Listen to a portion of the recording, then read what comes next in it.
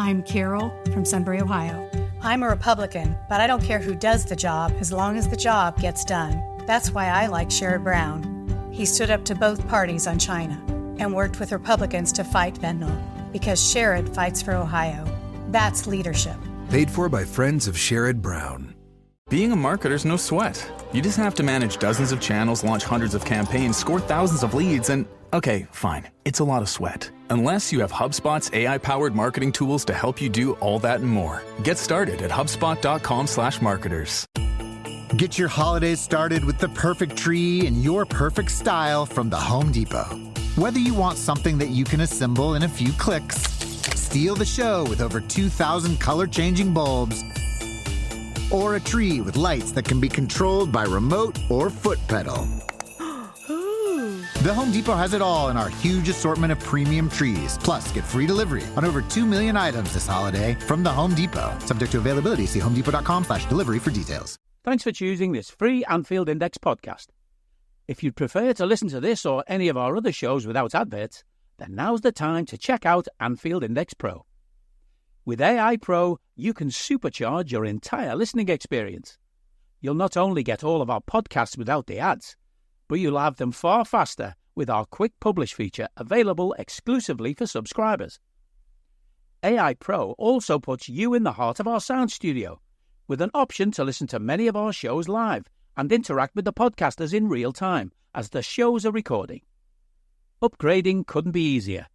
AI Pro is available on all popular podcast platforms. Just head on over to anfieldindexpro.com and get started today. Hello and welcome to the Daily Red, your lunchtime catch-up on all things Liverpool FC and your daily reminder that the Reds are top of the league and will remain there until at least this weekend. Not a whole lot going on. Obviously, international break is coming to a close. We saw England beat Finland 3-1. Trent played left-back in that game, which was a thing. He played well, there's no question. Trent played well, scored himself a worldie from a free kick. But what are we doing here? Like, how is Trent playing left back? He's the best right back in the world. But in order to not offend Kyle Walker, Trent has to play out of position. In the first game, we saw Trent play right back with Rico Lewis left back, which at least made some sense because it put the best right back in the world at right back. And I know England are not exactly flush with great left back options at the moment. Like, I get that. It's why when we talk about Liverpool needing a left back, there isn't exactly a raft of English left backs who can be considered because there just aren't many good English left backs. And if we look at the ones that there are, they're not exactly appealing for us or indeed for England.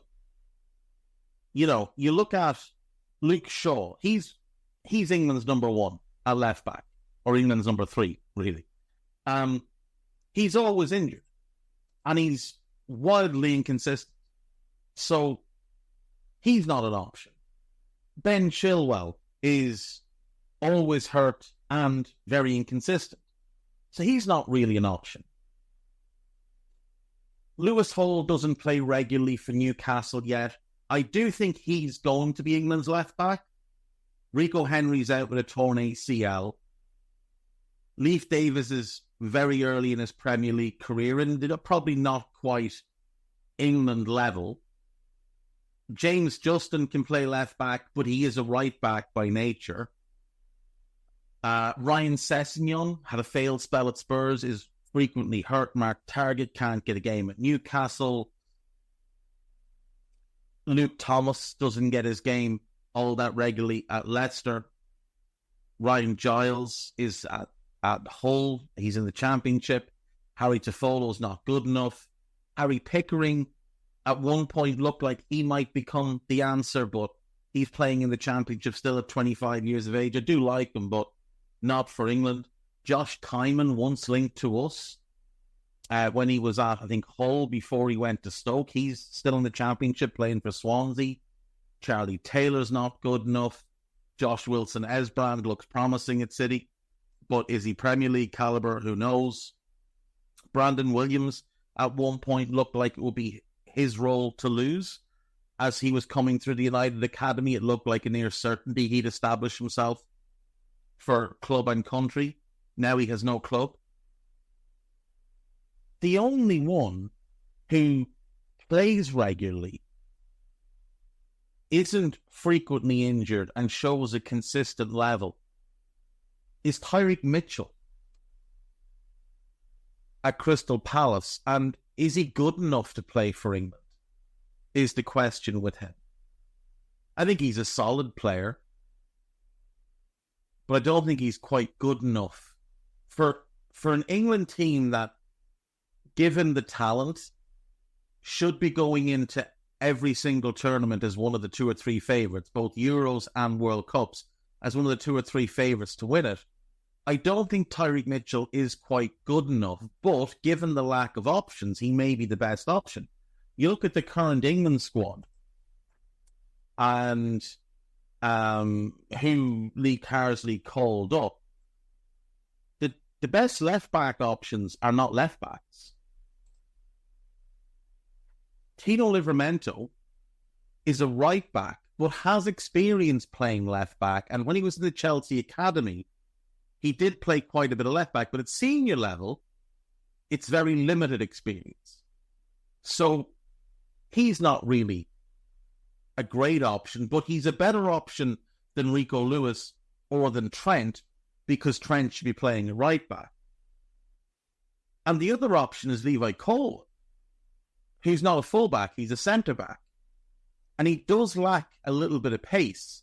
So you would have some concerns about him at left-back. We saw him play left-back last season for Chelsea quite a few times, and it was a bit of a struggle for him. Now, some of that comes down to coaching and the players around him and the lack of organisation in the Chelsea backline.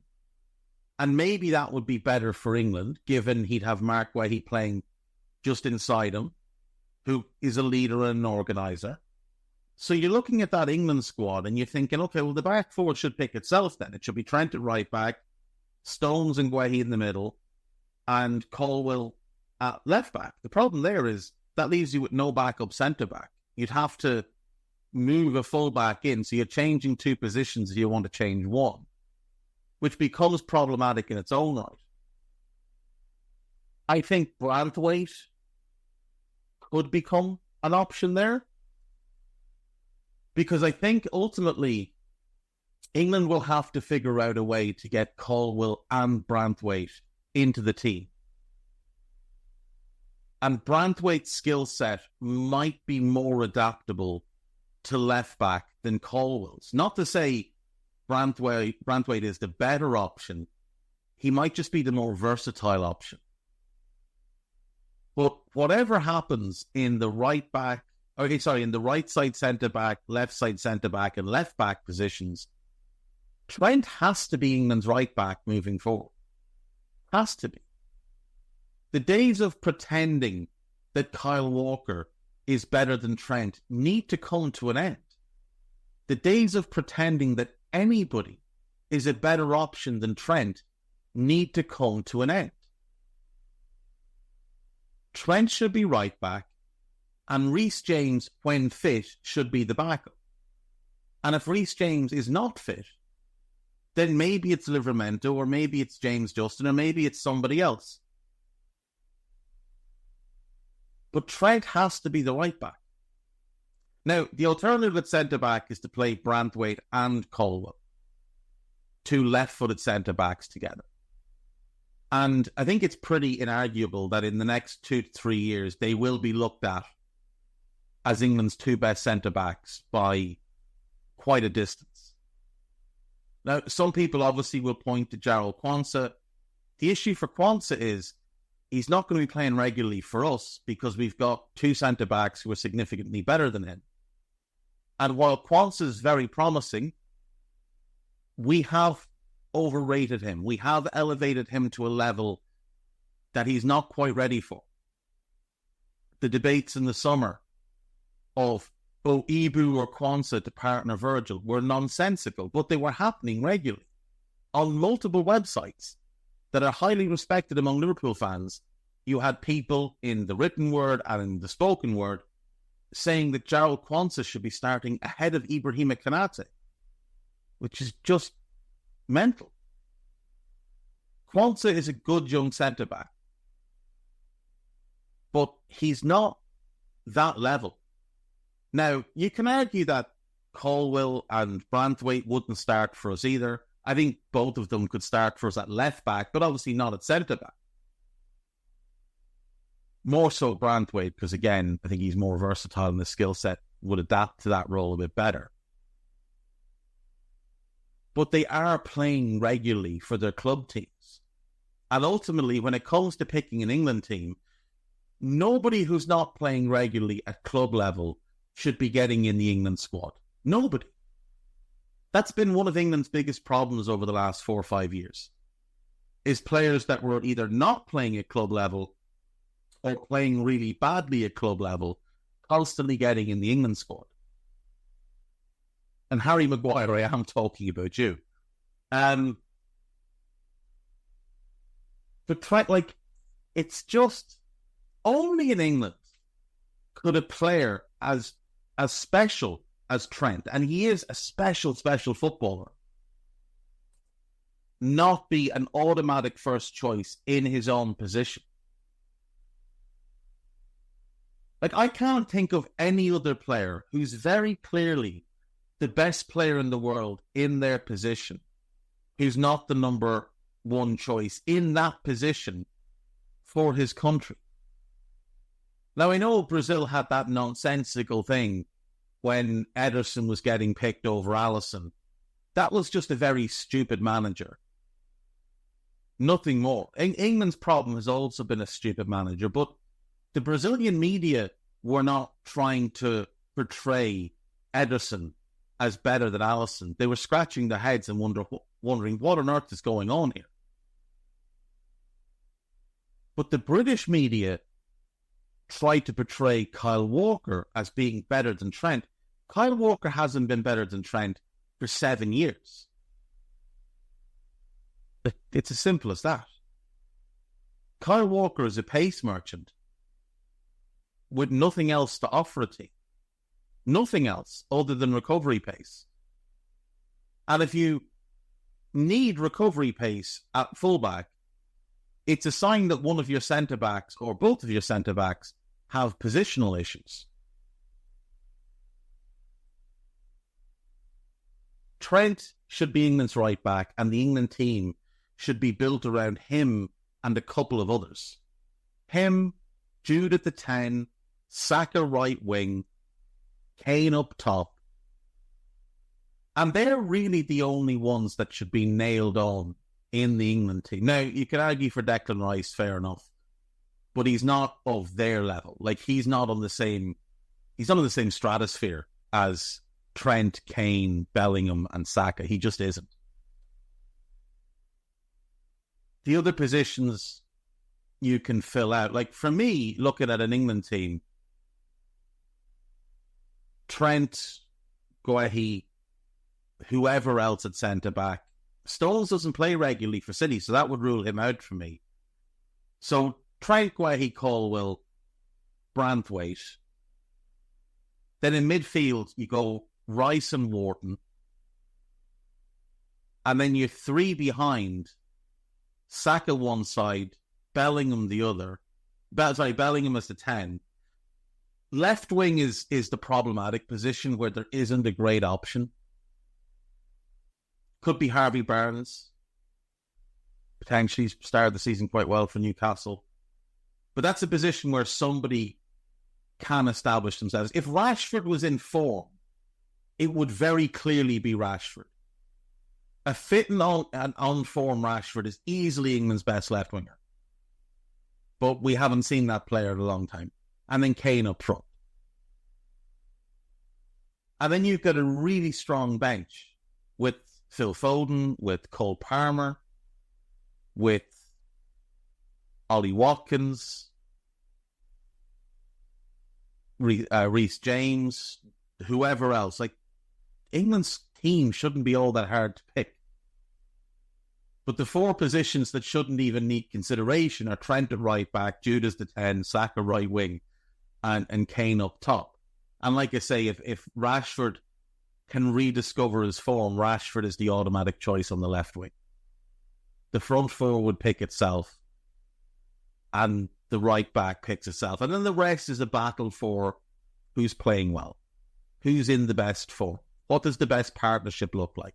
So again, midfield and centre-back, like everyone always says, your midfield 2 and your centre-back 2, you're picking a partnership. So you've got to figure out which 2 have complementary skill sets, where there's enough overlap that it makes sense, but not too much where they're doing the same thing. And England haven't found that yet in either role, and haven't for a long time. But it's just amazing to me that Trent remains this underrated by the general public and by his own national team. And speaking of underrated, I saw something on... This is Anfield's Twitter account today. Who is Liverpool's most underrated player? And I say a lot of people say Wataru Endo.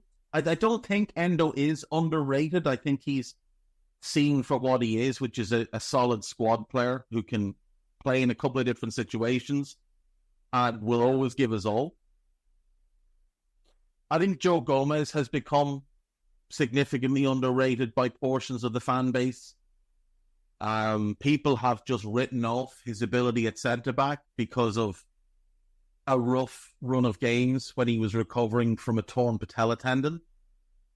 And they've forgotten all of the outstanding games that Joe had at centre-back before that. Oh, it's such a clutch off-season pickup, Dave. I was worried we'd bring back the same team. I meant those blackout motorized shades. Blinds.com made it crazy affordable to replace our old blinds. Hard to install? No, it's easy. I installed these and then got some for my mom. She talked to a design consultant for free and scheduled a professional measure and install. Hall of Fame son. They're the #1 online retailer of custom window coverings in the world. Blinds.com is the GOAT. Shop Blinds.com right now and get up to 45% off select styles. Rules and restrictions may apply. I think Virgil is underrated because not enough people seem to realise the greatness that they witness every single time he plays. Ibu is underrated. Like I said, that conversation between Kwanzaa and Kanate, that was both overrating Jarrell and underrating Ibu. Diaz, I don't think so. I think Szoboszlai is becoming underrated. Darwin, I mean, who knows? Alexis is underrated. And his performances this season are going under the radar. He's easily our best midfielder. He's been easily our best midfielder. And yet he gets a fraction of the praise. Mo is underrated. There's no doubt. Mo is underrated. Even by our own fan base, Mo is underrated. Chiesa, like, we haven't seen enough yet. Gakpo, I don't think is underrated. I saw a bunch of shouts for Harvey Elliott. I think Harvey might actually be the most overrated player in the squad. He's a talented young player. That's really all he is at this point. Jota, I think, is correctly rated. Costas is definitely underrated a bit. He's also overrated by some people, though, so it's probably works out about even. Robbo is overrated based on what he is now. People still think he's the Robbo of a couple of years ago, which he isn't. Ryan Gravenberch has become the single most overrated player in Europe based on a handful of good games. He's playing well. Make no mistake, he's playing well. This talk of he's the best midfielder in Europe at the moment is horseshit. Yaros, Kelleher, they're rated correctly. Trent, like I say, is underrated. Kwanzaa is overrated. Morton is probably about correctly rated. Bradley's a little bit overrated. He's got a lot to learn defensively, but he's 21. Like, it's fine. He captained his national team the other day, so he's on a really good trajectory. We just need to be careful that we don't elevate him to levels that he's not ready for yet. The same thing with Kwanzaa. It's not that, and Harvey, like the same thing with all three of them. It's not that they can't become outstanding players. It's just that right now they're not anywhere close to the level that people are making out to be, such as oh, if Trent leaves, it's fine. We've got Connor Bradley. Do you know how much of a drop-off that is? Do you really know how much of a drop-off? That is an enormous, enormous step down. And that's not to be disrespectful to Connor Bradley. But Trent is the best right back in the world. And Connor Bradley is not ready to be a starter for a club like us on a week-in, week-out basis. So those with a keen ear will know I missed one player as I went through that squad list. And I think this is undeniably the most underrated player in our squad, and that is Curtis Jones.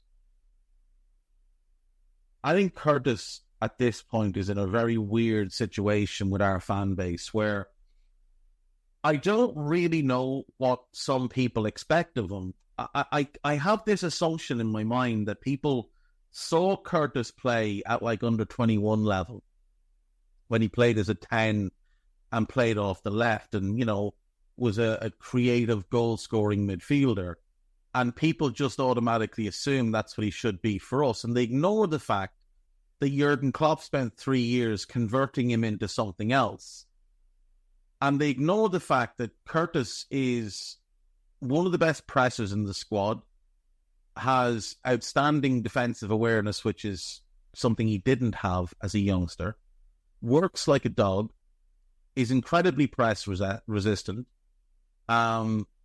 retains possession for the team very, very well, makes largely intelligent decisions, does sometimes dither on the ball and hold on to it a little bit too long, and that's fine. Like, he's still a young footballer. And again, I see people just flagrantly lying about Curtis. I saw one idiot over the weekend say he's about to hit 26.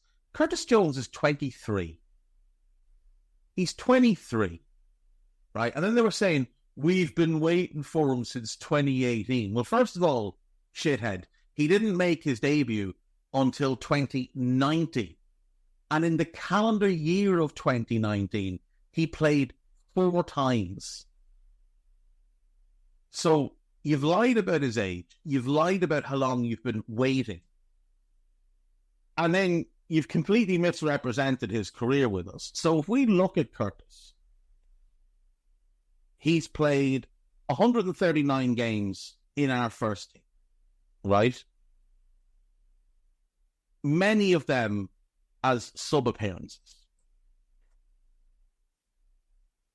He's had a number of injuries that have come at the most unfortunate times for him when he has been establishing himself in the team. Not necessarily as an automatic starter, but maybe as the 4th midfielder for a 3-man midfield, where he's the first one off the bench, or if any of the starting 3 are missing, he's the next man up. And he's going to get a lot of minutes in each of the midfield positions. And that's unfortunately for Curtis been the story of his career so far. And that will frustrate him immensely. Like, if we take some time to look, Curtis has been really and truly a first team regular for 3 years. Because for 4 years. For 4 years. In 1920, he only plays 12 games. Right? So 2021, Curtis Jones plays 34 games. 24 in the league, 10 across the cups in Europe. Scores 4 goals, and we're all very excited by what we see. That's the COVID year. All our centre-backs are hurt. We've got to move midfielders into defence. And he, as a young player, is being thrust into a lot of minutes that he maybe wasn't quite ready for, and he's done well. 21-22, Curtis is one of the players that we're looking at to build on what had been a very promising season. He plays 27 games, 15 in the league. So a drop-off of 9 games in the league, 7 overall. He missed 16 games with an eye injury. The next season, he only played 23 games, 18 in the league. He missed 10 games with a stress reaction. And then it took longer than that, though, because by the time he got back to training, Jurgen was very, very careful with him. And they put him on a structured training regime so that it wouldn't overtax the injury because they were worried about reoccurrence. Then last season, he plays 36 games, so the most he's had in his career, 23 in all competitions. 23 in the league, rather. But he also misses 15 games. So in 3 successive years, you've got 16 games, 10 games, and then 15 games. And that 10 games in that middle season there doesn't tell the full story for Curtis.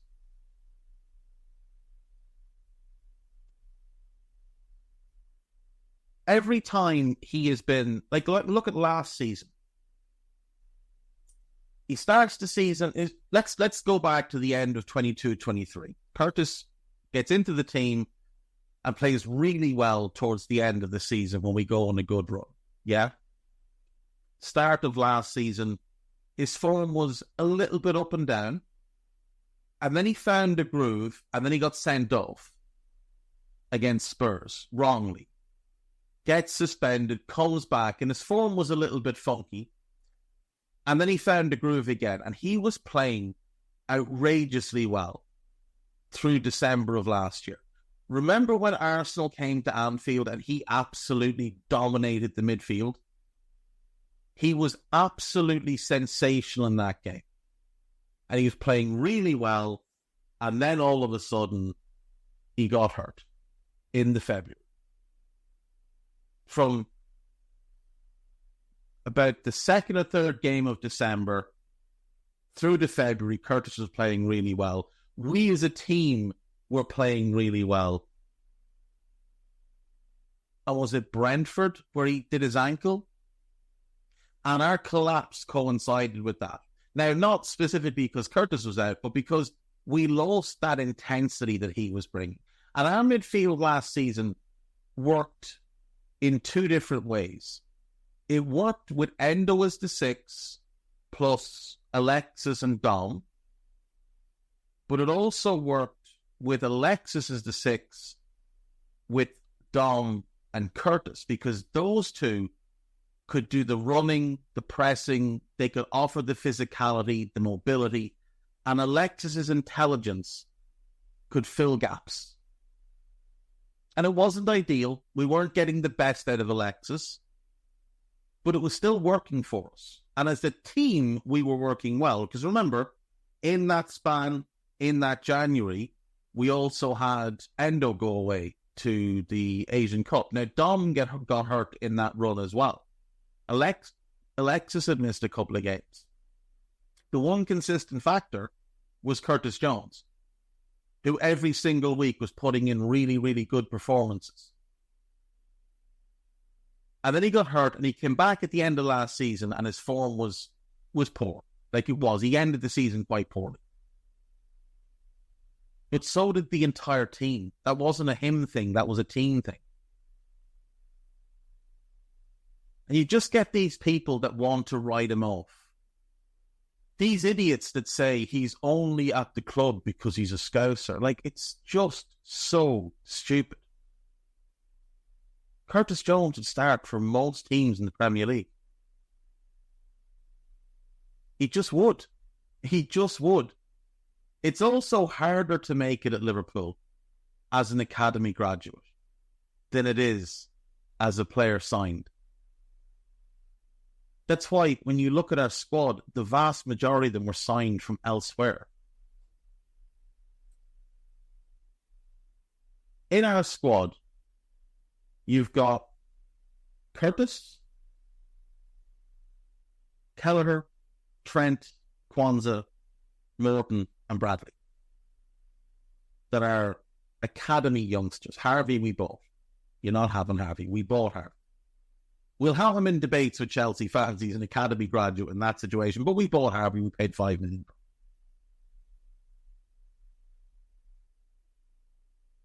You hear people say, Quansah and Bradley saved us 100 million. You hear people demand that Tyler Morton gets a chance. Curtis Jones is a better footballer than all three of them. And yet he gets criticised. It's so strange. There's also more expectations put on young players from our academy to be the next this, the next that. In Curtis's case, the next Gerrard because he's a midfielder. We've had it for years and years and years. Every time someone appears out of the academy, they're the next this fella or that fella. And Curtis has had to deal with all of that. He is so horrendously underrated. And I'm not saying he's ever going to be a nailed-on starter week in, week out for us. I'm saying he's one of the best squad players in the entire league. Who you have... I have no concerns when I see Curtis Jones' name in the starting 11. None. Curtis is starting great. I know what he's going to give us. And I know where my frustration will be with certain things that he does.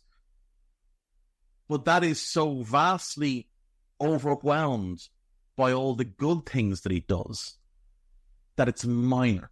It's inconsequential. And again, he's 23.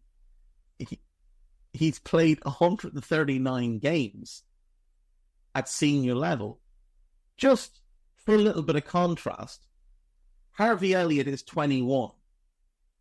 And he has played 165 senior games. So Harvey's played more than Curtis. He's more experienced than Curtis. When you have imbeciles who think that age is how you judge a player's experience. It's not. Games are how you judge their experience. Football age and actual age are different things. And we should judge players based on how experienced they are, how many minutes they have under their belt. So one of the things that frustrates me in the discussion with Darwin is people overlook the fact that in terms of footballing experience, he's quite far behind most players of his age. But again, so is Curtis. Curtis has played less games, considerably less games, than Harvey Elliott. 28 games less than Harvey Elliott. Sorry, 26 games less. 26 senior games less than Harvey Elliott. And yet, one of them gets slandered, and if the other one gets criticised at all, oh, but he's only young. Mind-blowing. You can check out Anfield Index. You can check out This Is Anfield, Liverpool.com, and Dave O.C. Cop for yourselves. We will not be checking on Anfield Watch. On anfieldindex.com, there is a piece about the revamp of the medical department, which has had to be basically rebuilt following the previous regime and decisions that were made and certain people that were given too much power in the medical department, which led to other people who were important and necessary leaving the club. There's a couple of pieces based on what David Lynch has had to say. There is a piece about Josh Sonny Lambie, a young 16-year-old making waves in the academy at the moment. So keep an eye on him. Looks like we might have yet another very promising young player on our books. There's a piece about Reece Williams, and there's also a couple of pieces about players that have been linked recently, including one on Marmouche. So do check that one out. Then podcast-wise, we have the new Media Matters with Dave Davis and David Lynch. There is the latest Scouted, where we looked at some managers and which clubs in the Premier League might be better off hiring them. There's the latest Scouts or Tommies with Jim Boardman and Jay Reid. There will be a raft of stuff this week because games are back, so the star podcasters who took the holiday last week will all be returning to action this week. And I'll be here to annoy the bejesus out of you every day. So do check out everything we have going. If you haven't listened to the Daily Red pods over the weekend, Dave Davis did those. So check those out, and I'll see you all tomorrow. Take care of yourselves. Bye-bye. We hope you enjoyed listening to this Anfield Index show. Please be sure to subscribe to our channel so future podcasts find their way to your device automatically. There's nothing quite like fan engagement, and we'd love to know what you think of anything discussed on this show. The best way to get in touch is over on our free Discord community, where both podcasters and listeners debate the hottest LFC topics 24/7. Sign up free now at anfieldindex.com/Discord. You won't regret it. You can also follow us on Twitter at Anfield Index and find us on Facebook by searching for Anfield Index. Oh, and before you go, we'd love it if you could leave us a 5-star review on your favourite podcast app. It only takes a couple of seconds, and it means the world to the people who create these free shows.